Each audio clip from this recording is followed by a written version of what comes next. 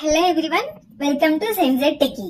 This is a place where tech meets clarity.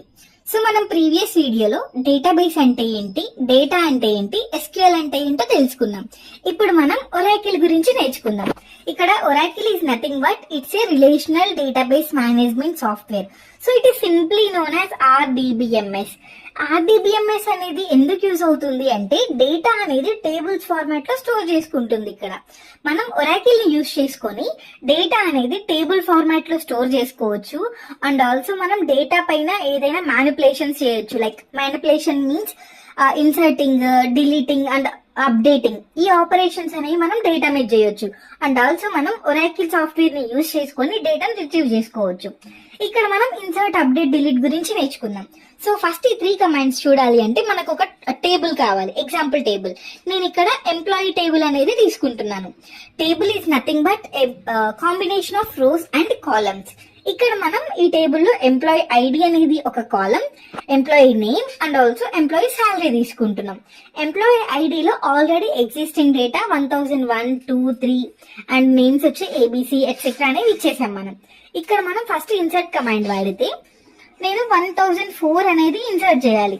So ఇప్పుడు by using insert command I'm adding the data, like I'm adding 1 more employee to the database. ఈ టేబుల్లో మనం add చేస్తున్నాం అనమాట. ఇది insert command.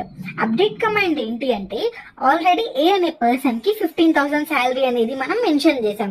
Like previous గా మనం 15,000 salary ఇస్తున్నాం తనకి.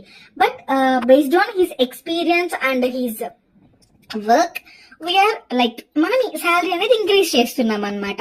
ఇప్పుడు 15,000 శాలరీని 20,000 గా అప్డేట్ చేస్తున్నాము. So by using update command we will do like this.